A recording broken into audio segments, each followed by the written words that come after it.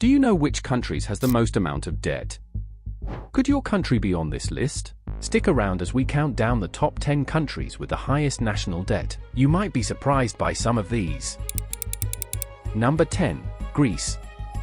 Finally, we arrive at Greece with a total debt of $400 billion. While it's not as high as others on this list, Greece's debt-to-GDP ratio is a staggering 190%. For a population of just over 10 million, that's about $40,000 per person. Greece's economic troubles have been well documented, especially during the Eurozone crisis. The country has relied heavily on bailouts from the EU and IMF to stay afloat. Despite these challenges, Greece's tourism sector continues to thrive. Who wouldn't want to visit the birthplace of democracy, even if it's drowning in debt? Number 9. Brazil. Heading south, Brazil takes the 9th spot with a national debt of $2.0 trillion. On a per-person basis, that's roughly $9,500. Not bad, considering Brazil is one of the largest economies in South America. Brazil's debt-to-GDP ratio is around 95%. A significant chunk of this debt has been driven by government spending on social programs and economic development. With the Amazon rainforest and carnival celebrations, Brazil may have some resources to lean on, but for now, they're samba-ing through financial challenges. Number 8. Canada. Oh Canada, the land of maple syrup, ice hockey, and debt. Coming in at number 8, Canada's total national debt stands at $1.9 trillion. If we break that down, each Canadian owes about $50,000. That's enough for a lifetime supply of Tim Hortons coffee, or maybe just enough to keep warm during those long winters. Canada's debt-to-GDP ratio is approximately 100%, meaning their debt matches their yearly economic output.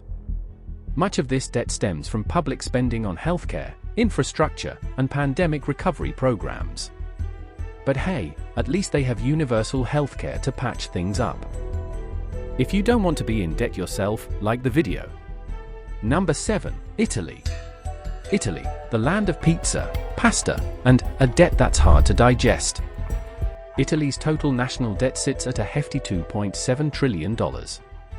If we break that down, each Italian citizen would hypothetically owe around $45,000. That's gelato money.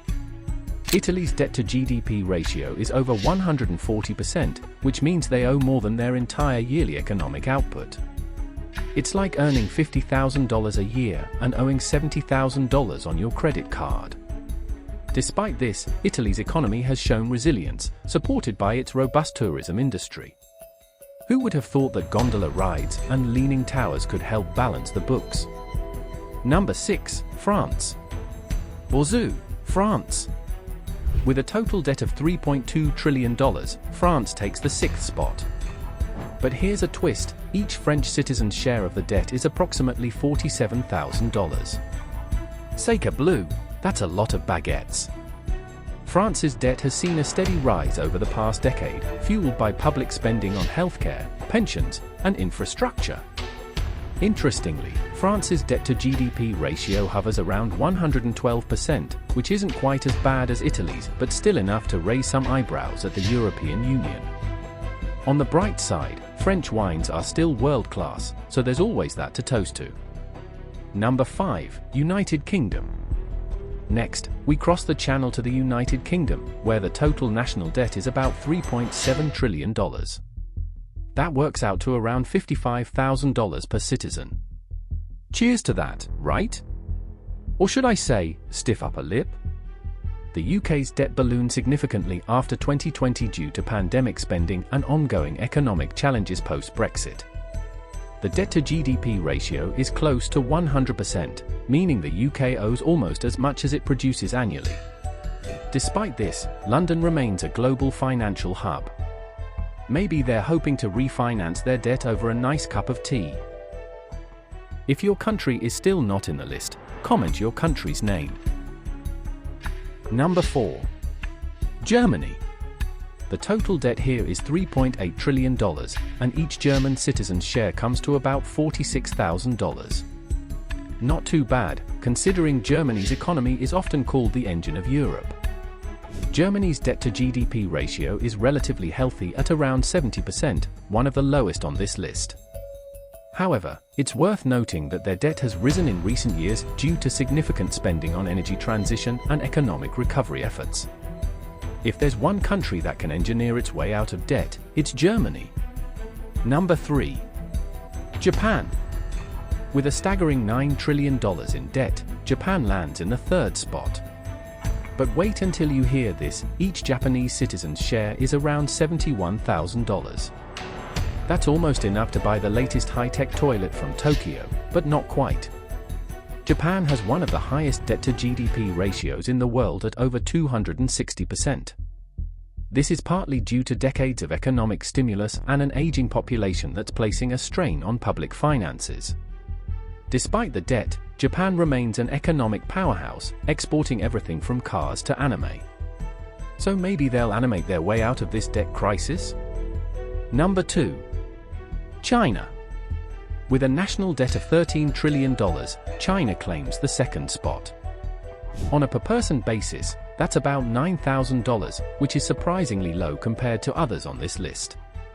But don't let that fool you, China's debt has grown at an astonishing rate over the last 2 decades. Most of China's debt is internal, meaning it's owed by local governments and state-owned enterprises. The country's rapid urbanization and infrastructure projects, like the famous high-speed rail network, have contributed to this debt mountain. At least they'll have fast trains to escape their financial problems. If your phone is made in China, like and comment. Number 1. United States. And now, the top spot goes to the United States of America.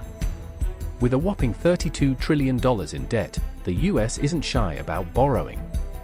That's around $96,000 per citizen, enough to buy a decent car or two, or 96,000 cheeseburgers, depending on your priorities. The US debt-to-GDP ratio is over 120%, and much of this debt is owed to domestic investors and foreign governments like China and Japan. The American government spending habits are like a Netflix binge. Once you start, it's hard to stop. On the plus side, the US dollar remains the world's reserve currency, which gives them a bit of breathing room, for now. If you do not like the video, you're gay. And comment on what topic should we make the next video on. For now, bye bye.